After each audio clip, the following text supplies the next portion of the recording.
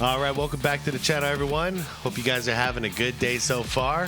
Had a request to check out a SCAP video here, and this is called The Biggest NBA What If.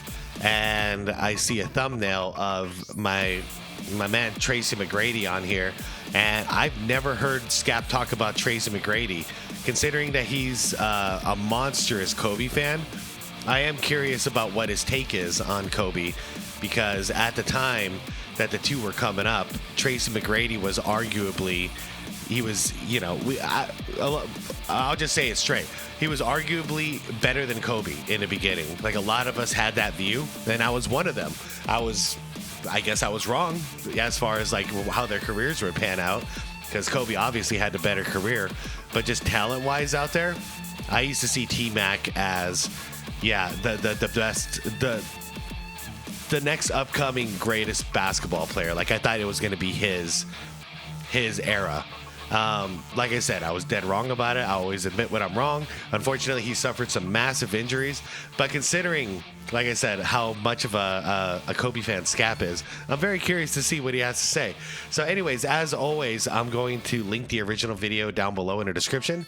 If you want to check it out without my commentary, go right ahead.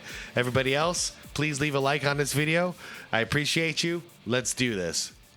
Well, throughout NBA history, there have been a plethora of elite peaks that have been tragically cut short due to some untimely injury issues. Yeah, too many. From Pete Maravich to Penny Hardaway, Bill Walton, and Yao Ming, many names come to mind when trying to determine which player undone by injury presents us with the biggest could've, would've, should've. A name, though, that likely doesn't get enough respect in this category is the criminally underrated Tracy McGrady. It's funny because the first three people I think of is T-Mac, Grant Hill, and Penny Hardaway, and then guys like Brandon Roy, start entering. D Rose too. I can't deny it. There's too many. In his absolute peak, this 6'8", 210-pound shooting guard was an absolute walking bucket, and at least from an offensive standpoint, was second to none. In a time when Kobe Bryant roamed the earth and scoring was at an absolute premium, McGrady was lighting it up on a nightly basis and having his peak squandered in Orlando while playing with a cast that was supposed to include Grant Hill. Speaking of players who had promising, almost had Tim Duncan too, careers cut short due to injury. And for those 4 seasons McGrady and Hill were teamed up in Orlando, Grant ended up playing just a grand total of 47 games, and that was of a possible 328. Yeah, that's why I have Grant Hill on this list, because that dynamic duo was supposed to be something special. And if they could have added on Duncan, which looked possible, then that would have been like the first big three we ever saw.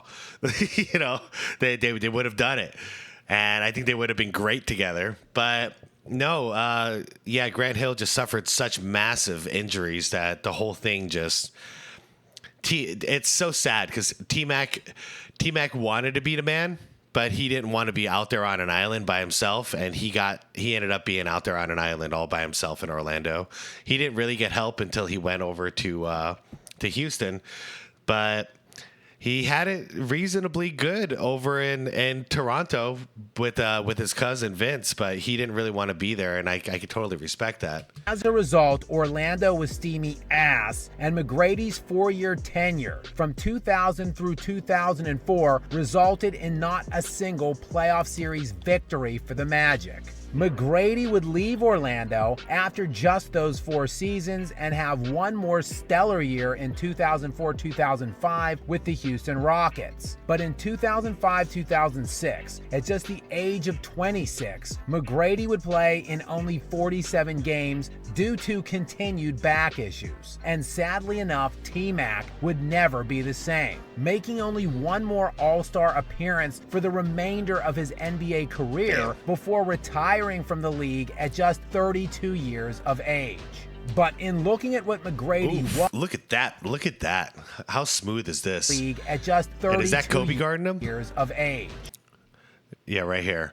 Bang. But in looking at what McGrady was in his 4-year stint in Orlando, it really does beg the question of just what could have been. Those seasons realistically weren't even his prime, as he arrived in Orlando at just 21 years old and was gone by 24. In those 4 seasons, McGrady was All-NBA second team twice and All-NBA first team twice, while finishing 4th in league-wide MVP voting 2 years in a row at just 22 and 23 years old. And the second of those seasons, in 2002-2003, T-Mac had perhaps one of the best single-season offensive outputs in NBA history. Yeah, I'm just going to say it. He was the most exciting player for me to watch in the early 2000s. Hands down, the most exciting. Injuries is what stopped it. I won't sit here and say he's one of the greatest of all time. I can't, because greatness is judged by achievements, and he didn't get to achieve much. But just as far as being a basketball player, man, he's one of my favorite of all time, and he's one of the best basketball players I've ever seen. It just, it did not lead to any accomplishments. In that year, or achievements. Of course, making the NBA and tearing it up in the NBA is an achievement. Don't get me wrong. I'm talking rings. McGrady led the NBA in scoring at 32.1 points per game. And oh, sure, that likely doesn't sound like much to you kids these days. How many steps did Embiid just take there? Sure, that likely doesn't sound like much to you kids these days. Good God. As after all, the last 9 consecutive scoring leaders have now eclipsed the 30-point total, including Luka Doncic just this year at nearly 34 points per game. Of course, league-wide scoring this season was 114 per night on average. But way back when, in 2002-2003, when T-Mac was popping off for 32 a night, league-wide scoring was only a paltry 95.1 points a night. McGrady led the league that season at 32.1 per game, while Kobe Bryant was second that year at 30 points per game. No other NBA player that season averaged more than 27. Ray Allen was 10th that year in scoring at just 22.5 points per game. For some additional context, Cam Thomas was 26th in scoring this season at 22.5 points per game. Yeah, as I said, scoring was at an absolute premium. But T-Mac wasn't just an elite scorer, as he posted 6.5 rebounds and 5.5 assists to go along with his 32-point per game scoring average. And that was en route to McGrady leading the NBA that season in win shares per 48 minutes, player efficiency rating, box plus minus, and value over replacement. Really, how did he not win MVP that year?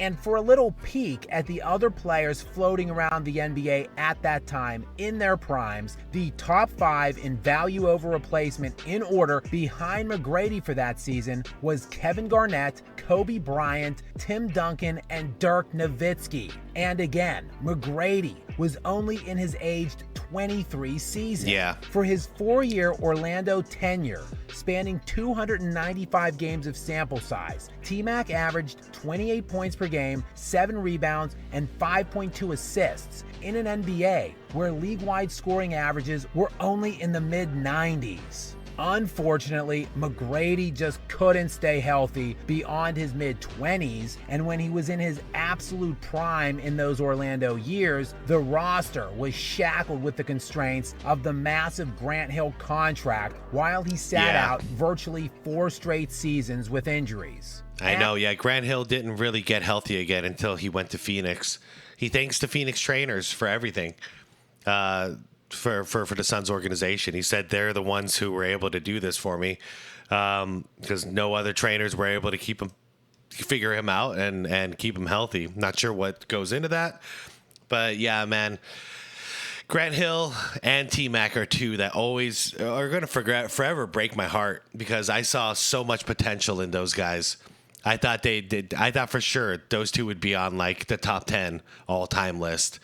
I was watching greatness, and then it just came crashing down with injuries. As a result, tragically, McGrady made it beyond the first round just one time in his entire NBA career. Yeah. And that came in his final NBA season with the San Antonio Spurs in 2012-2013. During a playoff run, he played just 6 games and scored not a single point. Damn. What we saw out of him, though, in his 4 healthy years in Orlando constitutes one of the most elite offensive perimeter players that has ever walked on a basketball court. 100%. Making T-Mac arguably the greatest what-if in NBA history. Yeah. Can't argue with you there, Scap. I mean, between him, I would say he's even beyond Grant Hill on this, if I'm just being honest.